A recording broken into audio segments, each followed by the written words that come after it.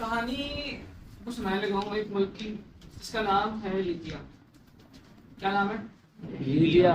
Libya. Libya जो मुल्क है वो बेसिकली अफ्रीका का बहुत ही अच्छा मुल्क है जिसके अंदर ऑयल मौजूद है। ऑयल वाले मुल्क आपको पता है दुनिया के अमीर मुल्कों में शामिल हो जाते हैं, अपना ऑयल बेचते हैं और पैसे कमाते हैं। तो लीबिया के अंदर एक उनका बादशाह समझ लें, उसका नाम था कर्नल कज़ाफी। वो वहां पर हुकूमत करता था, तकरीबन 30 इयर्स हो गए तो उस पर हुकूमत करते करते 30 इयर्स। इस्लामिक कंट्री है, मुस्लिम कंट्री है, लेकिन अफ्रीका के अंदर आता है। अफ्रीका के में मिस्र भी आता है, आपको पता है। इस्लामिक काफी कंट्रीज आते हैं, लेकिन उसमें ऑयल होने की वजह से अफ्रीका का वो कंट्री जो थी वो माला माल था, दौलत थी उसके पास। उसने अपने अवाम को बहुत सारी सहूलतें दी। एजुकेशन मुकम्मल फ्री, सेहत हेल्थ केयर मुकम्मल फ्री हो गया, शादी वगैरह के खर्चे भी स्टेट उठाया करती थी, और हर बंदे को यानी कि उनका जो सिटीजन था लीबिया का उसको घर भी बना के दिया करती थी। और इसके अलावा ऑयल की फरोख्त से जो पैसे मिला करते थे वो भी हर बंदे के अकाउंट में कुछ कुछ तादाद में उसके मुनाफे की रकम भी जाया करती थी। ठीक है, मतलब सब कुछ बड़ा अच्छा चल रहा था, गुर्बत भी नहीं थी, लोग खुशहाल थे, एजुकेशन भी फ्री मिल रही है, सेहत भी फ्री मिल रही है और एजुकेशन बहुत अच्छी हो रही थी। ऑयल की दौलत में माला माल। अब कहानी में ट्विस्ट आता है कि कर्नल कज़ाफी जो वहां के रूलर थे उन्होंने सोचा, भुट्टो जमाने के लोगों में शामिल है। जब हमारे यहाँ पे भुट्टो की हुकूमत थी, यहाँ बेनज़ीर के वाले साहब थे, शाह फैसल सऊदीया में हुआ करते थे। उस टाइम एक लीग सी एक ग्रुप सा बना था मुसलमानों का कि हमने मुस्लिम करेंसी बनानी है। क्या बनानी? मुस्लिम करेंसी बनानी है। तमाम मुस्लिम ममालिक के अंदर एक करेंसी चलनी शुरू हो जाए। किसी को भी ले लेते हैं, रियाल को ले लेते हैं, दिरहम को ले लेते हैं, या कोई और चीज जिसमें सारे एग्री हो जाए, क्योंकि अपने आपस में माल लेन देन करना होता है। तो बजाय डॉलर के इसमें माल लेन देन कर लिया करेंगे, बिजनेस कर लिया करेंगे, उस करेंसी में कर लें। अमेरिका के लिए सबसे बड़ी खतरे की बात क्या है? अमेरिका की सुपर पावर उसकी गन्स नहीं है, उसके मिसाइल नहीं है, उसका डॉलर है। जहां पे लोगों ने डॉलर को छोड़ के किसी और चीज में तजारत करनी शुरू की, वहां से अमेरिका का सुपर पावर की अथॉरिटी खत्म। अब पूरी दुनिया किसमें बिजनेस करती है? डॉलर में। दुनिया के अंदर 210 के करीब ममालिक हैं, कमो बेश होते रहते हैं। वो सारे के सारे में से मेजोरिटी ऑफ द कंट्रीज किसमें लेन देन करते हैं? डॉलर्स के अंदर। डॉलर्स के अंदर यानी कि मैंने किसी चीज को बेचना है किसी मुल्क में, तो मैं क्या करूंगा? डॉलर के अंदर उसका हिसाब लगाऊंगा कितने डॉलर की बनती है, और उस मुल्क से कहूंगा कि इतने डॉलर का माल मैं आपको बेच रहा हूँ। तो वो कहता है कि मैं आपको इतने डॉलर की मालिक की चीज अपने मुल्क से देता हूँ, या फिर इतनी डॉलर की पेमेंट आपको करता हूँ। ये सारा लेन देन किस चीज में चल रहा है? डॉलर में। और डॉलर में लेन देन होने की वजह से इसके अंदर अमेरिका भी इन्वॉल्व हो जाता है, क्योंकि उसकी करेंसी है। तो उसकी करेंसी है, तो उसकी वजह से वो दुनिया का सुपर पावर या दुनिया का गॉड बन के बैठा। अब ये मुल्क जो था तरक्की याफ्ता था, मतलब कि पैसा भी था इसके पास। तो अब जब पैसा हो तो मुल्क जो होते हैं परेशानी से निकलने के बाद अपनी आप को स्टेब्लिश करने की तरफ जाते हैं कि हम जरा तरक्की करेंगे। उसने अमेरिका को आंखें दिखाना शुरू की, यानी कि डॉलर के बजाय किसी और करेंसी का जाना अमेरिका को आंखें दिखाने के मुतरादिफ ही था। ठीक हो गया। और साथ में उसने कहा कि मैं एक ऐसी करेंसी लेके आऊंगा जो गोल्ड की होगी। गोल्ड के छोटे छोटे दिरहम बना लेंगे, 5000 का ही सिक्का हो। मुल्क जाहिर की बात है 2-4 रुपए की चीज नहीं खरीदता। मुल्क जब मुल्क के साथ तजारत करता है अरबों की चीजें खरीदता है, करोड़ों की खरीदता है। उसमें उन डॉलर के बजाय वो जो दिनार होंगे गोल्ड के, अगर एक लाख का भी होता है तो उसके अंदर तजारत हो जाया करेगी। डॉलर बिकने से फारिग। सबको पता दुनिया में गोल्ड का एक ही रेट है, वो किसी का तो नहीं है ना, गोल्ड तो सबका है। दुनिया में जिसके पास में गोल्ड होगा वो उसकी कीमत में जाके बेच सकेगा। और गोल्ड किसी एक मुल्क का नहीं है। ये नहीं कह सकता गोल्ड जो है हमारे मुल्क को रिप्रेजेंट करता, सबके पास है। जिसके पास जितना होगा उतना पैसा वो बना सकेगा। और उसने अपने मुल्क में गोल्ड को जमा करना भी शुरू कर दिया। अपने तेल के डॉलर बेच के गोल्ड खरीदना शुरू कर दिया। अमेरिका की आंखें खटकना शुरू हो गई। अमेरिका को लगने लगा कि क्या अब अमेरिका का डॉलर डूबेगा? ये अमेरिका को आंखें दिखा रहा है, इसको सबक सिखाएंगे, इसे सबक सिखाना है हमने। फिर अपने CIA को, अपने इंटेलिजेंस को हरकत में लेकर आया कि तुम हरकत में आ जाओ, इसके खिलाफ प्रोपेगेंडा शुरू करो, बातचीत शुरू करो, प्रोपेगेंडा शुरू करो, उसके बारे में गलत गलत अफवाहें उड़ानी शुरू कर दो। वो बादशाह है, 30 साल से हुकूमत कर रहा है, दुनिया में डेमोक्रेसी का निजाम आया हुआ है, इलेक्शन होते हैं, आपकी तो सुनी नहीं जाती है, आप लोग चुप करके बैठे रहते हैं, जो बादशाह का फैसला करता है आपको पता ही नहीं चलता, उसमें आप कुछ बोल नहीं सकते, वो फर्द वाहिद है, वो अपने मर्जी का फैसला करता है और पूरी कौम चुपचाप बैठी रहती है। अवाम के अंदर लोगों ने काम शुरू किया, अवाम के अंदर एक एहसास पैदा होना चाहिए, सोशल मीडिया के जरिए से, बुक्स के जरिए से, ड्रामों के जरिए से, लिखाइयों के जरिए से अपने इन्होंने कारिंदे CIA ने बहुत भेजे होते हैं, पेड होते हैं, जो जर्नलिस्ट होते हैं ना, पाकिस्तान में भी बेतहाशा है, यूट्यूबर्स फलाना फलाना चीजें जो अमेरिका के लिए लिखते हैं, अमेरिका के मफादात के लिए लिखा करते हैं। तो अवाम को उन्होंने बूस्ट करना शुरू किया और इस बूस्ट में आपका दुबई, आपका कतर और भी ममालिक अमेरिका के साथ खड़े थे उसको गिराने के चक्कर में। क्योंकि याद रखिएगा गल्फ कंट्रीज जितनी भी हैं सारी सारी अमेरिका के साथ चल रही हैं, अमेरिका का मफादात के ऊपर चल रही है और अमेरिका के अड्डे हैं उनके हर मुल्क में। और तेल की दौलत अगर वो बेच रहा था तो गल्फ कंट्रीज भी बेच रहे हैं, तो दोनों अगर 2-3 मुल्क अगर आपस में एक ही कारोबार करते हैं, आपस में दरमियान में कंपटीशन भी तो आता है। तो ऐसा हुआ कि उसके खिलाफ मुल्क के अंदर एहतजाज शुरू हो गए, इनकलाब की बातें आने शुरू हो गई हैं कि 30 साल से आया हुआ उसको खत्म करो, मिटाओ, डेमोक्रेसी का निजाम लेकर आओ।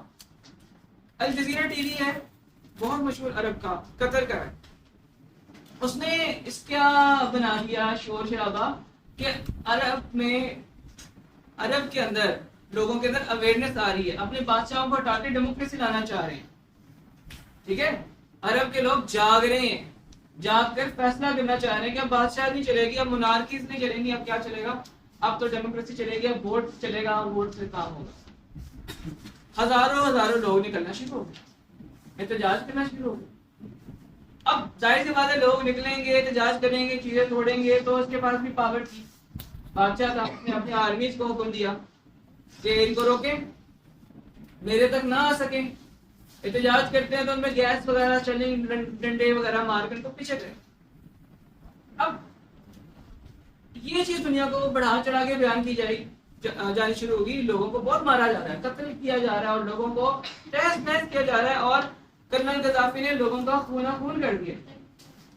अब देखिएगा जरा, अब ये वो पॉइंट था जहां पूरी तैयारी अमेरिका कर रहा था, जिस चीज की वो तैयारी करना चाह रहा था अमेरिका, इस पॉइंट का तैयारी कर रहा था कि अब उधर के लोग खड़े हो गए हैं, अब उधर के लोग उसके खिलाफ बोल रहे हैं, तो उसने अपने सेनेट में बिल पास किया। देखिए ना, दुनिया का वो खुदा बना हुआ है, बाप बना हुआ है, कैसे बिल पास कर रहा है।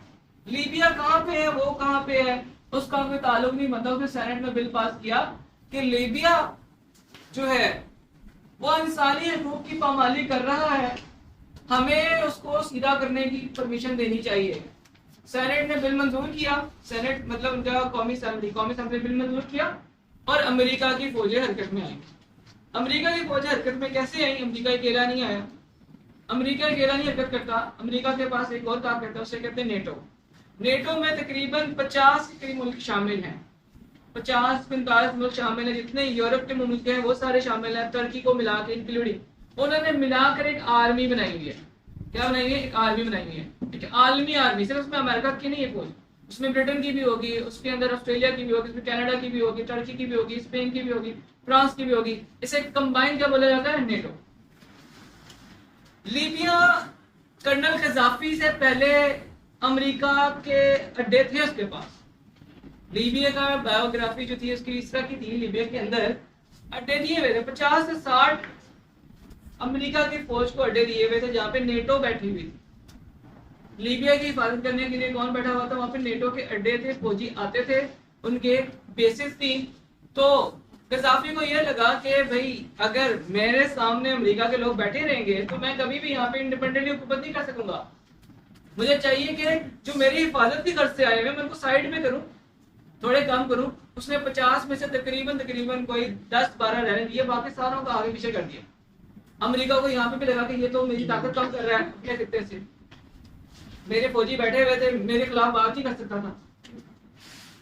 तो अमेरिका ने बिल पेश कर दिया यूनाइटेड नेशन के में अंदर कि जी हम लोग we are going to attack Libya. ये दादागिरी चेक करें अमेरिका की, सुपर पावर बनाओ। We are going to attack America in Libya, ठीक है।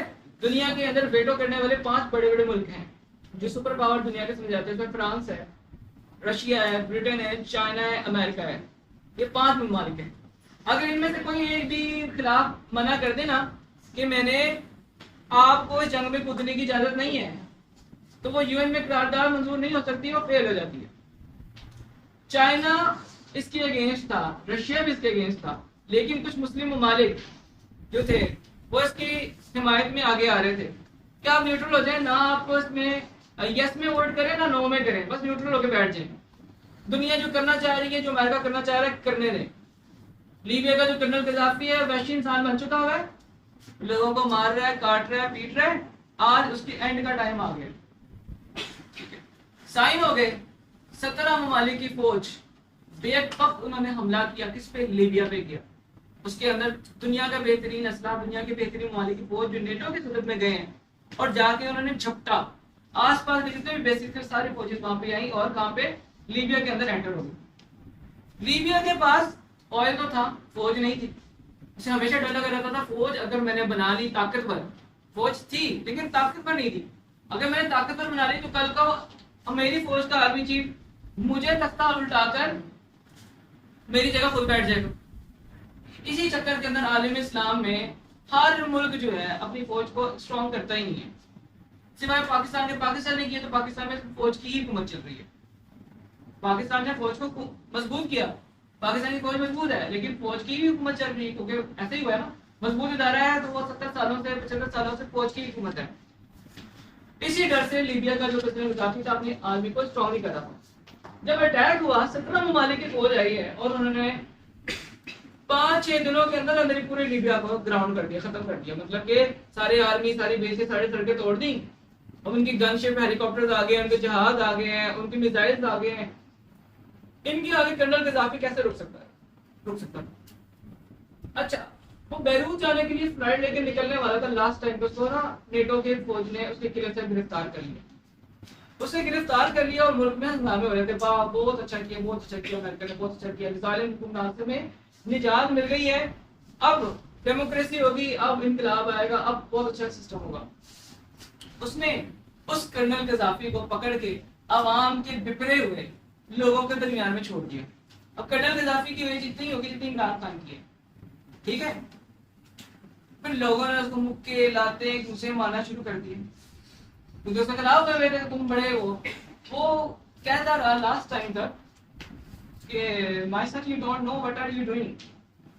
आप नहीं जानते मेरे बच्चों आप क्या कर रहे हो, आप मेरे साथ जो सलूक कर रहे हो मैं डिजर्व नहीं करता। इवन के इस्लाम इस चीज की इजाजत नहीं देता जो आप मुझसे कर रहे हो। उन्होंने उसके पेट के नीचे वाली जगह पे गोली मारी, इसके वजह से तड़पना शुरू हुआ, फिर मुक्के वगैरह मारे, फिर लास्ट में उसको मतलब कि अवाम के समंदर के अंदर छोड़ा हुआ था और उन्होंने डालते मुक्के मार मार के ब्लीडिंग की वजह से उसकी डेथ हुई। उसके बाद उसकी डेथ के बाद हिलरी क्लिंटन वाइस प्रेसिडेंट थी अमेरिका की, वो आई बीबीसी को उससे इंटरव्यू दिया लबनान में आके, लीबिया में आके, कि जी आपने मुबारक हो जी, आपका पूरा कैप्चर हो गया है लीबिया में, आप लोगों का कंट्रोल आ गया। नेटो ने कंट्रोल कर लिया, अमेरिका नहीं, नेटो ने कर लिया। नेटो का नाम आ गया ना, 17 ममालिक हैं। वो कहती है we came we see he died, हम आए हमने देखा और वो मर गए। बड़ी जोर से हंसी और वो सारे हंसना शुरू हो गए। तो ये सारा वाकया सुनने के बाद मुझे वो हदीस याद आ रही थी कि एक वक्त ऐसा आएगा जब आलम अक़वाम तुम्हारे ऊपर ऐसे झपटेंगे इकट्ठे हो गए जैसे कि कोई बिरयानी की प्लेट पर टूट पड़ते लोग, टूट पड़ते बिरयानी। 17 मुल्क आए हैं और लीबिया की मदद के लिए कोई एक मुस्लिम मुल्क नहीं खड़ा हुआ। इवन के कुछ मुल्क तो लीबिया के खिलाफ ही थे, अमेरिका के सपोर्ट में थे। कोई एक मुल्क, ना पाकिस्तान ना बांग्लादेश ना कहीं और से जो इस्लामिक कंट्रीज हैं उनमें से कुछ एक ने बात रेज की कि भाई ये हमारा ब्रदर मुल्क है, आप कैसे ये काम कर सकते हो, किस तरह से इसको बदनाम कर सकते हो, कैसे इसको खत्म कर सकते हो। इसकी टेरिटरी में इसके घर के अंदर घुस रहे हो, घुसने के बाद इसके पूरी की पूरी चीजों को चेंज कर रहे हो। आज लीबिया का ये हाल है। आज वो कर्नल कदाफी को गए हुए, मरे हुए, शहीद हुए, जो भी कह सकते हैं, तकरीबन कोई 2014 में शायद ये वाकया हुआ है, 2014 या 2013 में वाकया हुआ है, तो तकरीबन कोई कितने साल हो गए हैं, 8-9 साल 10 साल हो गए हैं। आज का लीबिया और उस लीबिया में जमीन आसमान का फर्क है। अब वहां पे कोई गवर्नमेंट नहीं है, आर्मी ने अपनी हुकूमत बना ली, आगे पीछे कबायली लोगों ने अपनी अपनी जिसकी जगह पे जो जगह बनती थी वहां पे हथियार निकाल लिया। कुछ ने ऑयल रिफाइनरीज पे कब्जा कर लिया, क्योंकि ऑयल यहाँ से निकलता है, जिसके पास ऑयल वाली जगह आ जाएगी वो ज्यादा मालदार हो जाएगा। सिविल वॉर चल रही है, आए दिन गोलियां चल रही हैं, कोई गवर्नमेंट नहीं है, कोई मतलब कि आप समझ सकते हैं ना, अगर हर दिन अगर यहाँ पे धमाके हो रहे हैं, आप बाजार में जाए और आपको पता ना हो कि आपने जिंदा वापस आना है कि नहीं आना। पाकिस्तान में अगर ऐसे हालात हो, इस तरह के बुरे हालात हो जाए, कौन सा कारोबार चलेगा, कौन सी दुकान चलेगी, कौन सी अकेडमी चलेगी, कब बच्चे पढ़ सकेंगे? भूख से अफलास से वो मर रहे हैं और उनकी हालत इतनी खराब हो गई है। तो उसने कहा था कि मैं लीबिया की ग्रेटनेस अपने साथ ले जाऊंगा, और आप दुनिया की ग्रेट गेम का हिस्सा बन के अमेरिका का आपने साथ देके अमेरिका ने तबाह कर दी, तबाही कर दी। उसको डर था कि लीबिया का कर्नल कदाफी का पैसा बहुत जमा हो गया, सोने की ईंटें जमा कर रहा है, कर्नल ने अपनी स्टेट डिक्लेयर कर देनी है, तो जितने भी अफ्रीका की कंट्रीज हैं वो भी इसके साथ शामिल हो जाएंगी और वो भी कहेंगे जी हम आपके साथ चलते हैं। और अमेरिका ने ये काम किया। अमेरिका ने सिर्फ यहाँ पे काम नहीं किया, अफगानिस्तान में भी ऐसे किया। 45 मुल्कों के साथ आया अफगानिस्तान में, कोई एक मुस्लिम कंट्री ये नहीं कह सका कि हमें अफगानिस्तान की हिफाजत करनी है। इराक में वो आया, इराक को भी मिलिया मीट कर दिया। शाम के अंदर भी यही हालात चल रहे हैं आपके। फलस्तीन में तो यहूदियों के साथ मिलकर जो काम कर रहे हैं वो तो आपके सामने ही सामने है।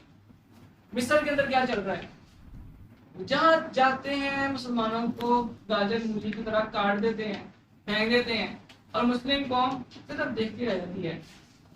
वो अपने बहन भाइयों, कल को पाकिस्तान की बारी होगी डेफिनेटली, लाइन पे खड़ा हुआ है और आपके सामने ये जहां पे अमेरिका को आके दिखाएगा पाकिस्तान के साथ वो ये शिक करेंगे। ठीक है, तो इसके लिए तैयारी रखें। बेसिकली हमारा जो सब दुश्मन है वो इंडिया नहीं, इससे सबसे बड़ा दुश्मन जो हमारा वो अमेरिका है, क्योंकि वर्ल्ड पावर सुपर नंबर 1 पे वो है। उसे जैसे लग रहा है कि मेरी चीज को पुकारा जा रहा है, मुझको चैलेंज किया जा रहा है, मिलिया मीट करने की कोशिश करता था। जनरल अमीर गुल ने कहा था इंडिया का तो हमने संभाल ही लिया है, असल मसला तो हमारा ये है कि वॉशिंगटन को कैसे संभालें, हमें बड़े हाथी को काबू में करना है। ठीक है, ओके।